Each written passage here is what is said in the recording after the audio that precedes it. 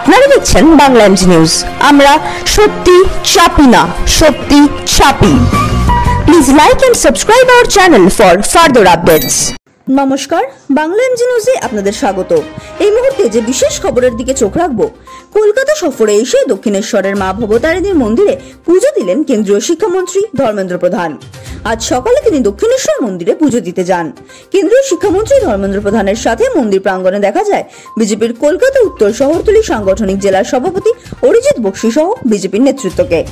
দক্ষিণেশ্বরে মা ভবতারিণীর মন্দিরে পুজো দেওয়ার পর মন্ত্রী ধর্মেন্দ্র প্রধান রাজ্য সরকারের বিরুদ্ধে একরাশ ক্ষোভ উগরে দিয়ে বলেন, এসএসসি দুর্নীতি মামলায় মন্ত্রী থেকে আমলা গ্রেফতার হয়েছেন। একসময় যে বাংলায় শিক্ষার পীঠস্থান ছিল, সেখানে শিক্ষার প্রতি সরকারের এই ভূমিকা অত্যন্ত উদ্বেগজনক। অনেকেই মহামান্য আদালত ভর্ৎসনা করার পরেও কুম্ভকর্ণের মতো গভীর নিদ্রায় রয়েছে রাজ্য সরকার। পাশাপাশি তিনি এদিন আরো বলেন, কেন্দ্রীয় সরকার যেভাবে শিক্ষাক্ষেত্রে অর্থ ব্যয় করছে তার কোনো কাজই হচ্ছে না পশ্চিমবঙ্গে। কলকাতা থেকে নীরা সাহার report, Bangla M G news.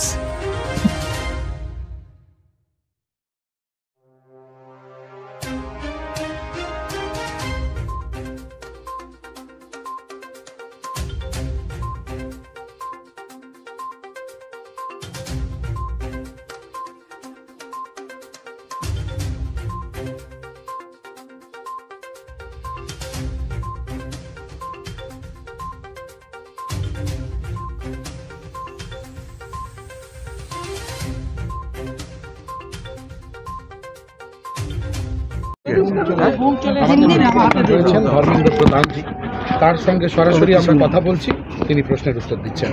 Dharmendra Pradhanji নমস্কার, আপনাকে সবার আগে জিজ্ঞেস করি যে আপনি মমতা বন্দ্যোপাধ্যায়কে একটি চিঠি দিয়েছিলেন, সে ব্যাপারে কি বললেন?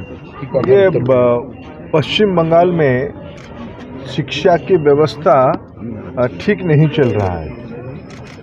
पिछले कई सालों से यहाँ नौजवान शिक्षक नियुक्ति की दुर्नीति में आंदोलन कर रहे हैं।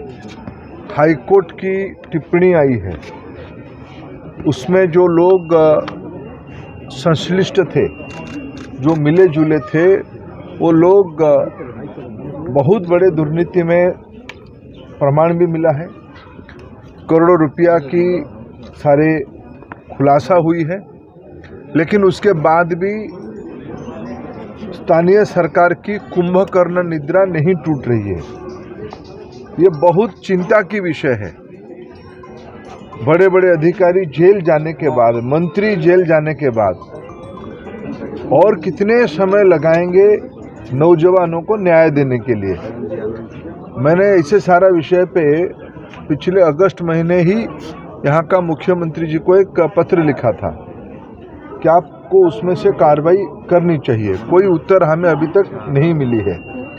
दूसरी ओर यहाँ का जो नौजवानों की जो आपत्ति थी कि भाई हमारी मेरिट लिस्ट को काट दिए, हमारी योग्यता रहने के बावजूद भी जो परीक्षा नहीं दिए, टेट परीक्षा नहीं दी, ऐसे लोगों को चाकरी मिल गया है।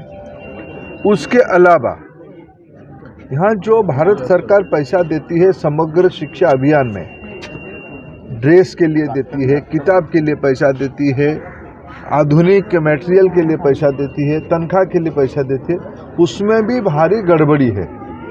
पिछले बार हमें ध्यान में आया, यहाँ जो स्कूल ड्रेस बच्चों को सीधा मिलनी चाहिए, उसको एक थोक में कोई व्यावसायिक लोगों के हाथ में सौंप दिया गया है। ये सब विषय में आगे चल के भारत सरकार और निगरानी रखेगी। पिछले बार मैं आया था, प्रदेश में अच्छे शिक्षा देने के लिए नवोदय विद्यालय की जमीन यहाँ विशेष करके 24 परगना में 2006-7 से अनुमति प्राप्त एक स्कूल की न अस्थायी घर न जमीन राज्य सरकार उपलब्ध करवा रही है। 50 करोड़ रुपया से स्कूल बनेगी। हर एक साल उसी जिले की गरीब विद्यार्थियों को गुणात्मक शिक्षा दिया जाएगा। ये नहीं चाहती है यहाँ का सरकार उसमें सहयोगी बने। इसके बारे में कोई कंप्लेंट मिला आपके पास? नहीं, मैं तो पिछले बार जिला के रिव्यू में उसको, जिला के अधिकारियों से उसको समझाता, नवोदय विद्यालय के अधिकारियों से उसको समझा। उसके ऊपर मैंने चिट्ठी भी लिखा है। मेरा अपेक्षा है जो बंगाल एक दिन शिक्षा की मूल केंद्र होता था, उस बंगाल में शिक्षा को इस प्रकार की अनदेखा करना, नई पीढ़ी को अंधेरे में रखना, ये उचित नहीं है। यहाँ का सरकार उसमें ध्यान दे, कुंभकर्ण निद्रा उसका टूटेगी, ये मेरा उम्मीद है। अभी जो चल रहा है इधर में, तो कोई मंत्री के पास उसके बाद हमला को भी लोग तो मिले जुले हैं। होते हैं। अरे सारे लोग वाइस चांसलर हैं, उनकी शिक्षक की महिला मित्र लोग जो उनकी है वो लोग शामिल हैं, कई लोगों की नाम है, मंत्री तो खुद है शामिल है। आपका पूरा तरफ में भ्रष्टाचार छाए हुए हैं, इसके बारे में क्या बोलेंगे? देखो, गणतंत्र में जन जागृति हमारी दायित्व है।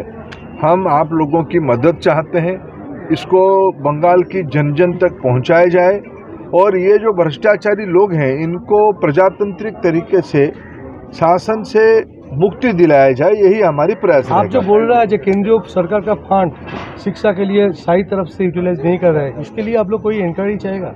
देखो, मैं तो धीरे धीरे आगे क्या क्या होता है और प्रमाण हम लोग इकट्ठा कर रहे हैं। जो आंगनवाड़ी है वहाँ पे का महिला जो मोर्चा है वो एक कमेटी गठन कर रही है, इसके बारे में कुछ बताना? देखो, यहाँ बहुत सारे जो तृणमूल में केवल आंगनबाड़ी नहीं, भारत सरकार जितना, मोदी सरकार जितना पैसा भेजती है घर के लिए, गांव के कामों के लिए, पीने की पानी के लिए, बिजली लगाने के लिए, आंगनबाड़ी के लिए, स्कूल के लिए, मुफ्त में चावल देने का, यह सब विषय में सरकार पार्टीबाजी करती है, भ्रष्टाचार करती है, दुर्नीति करती है, गरीबों को अन्याय करती है।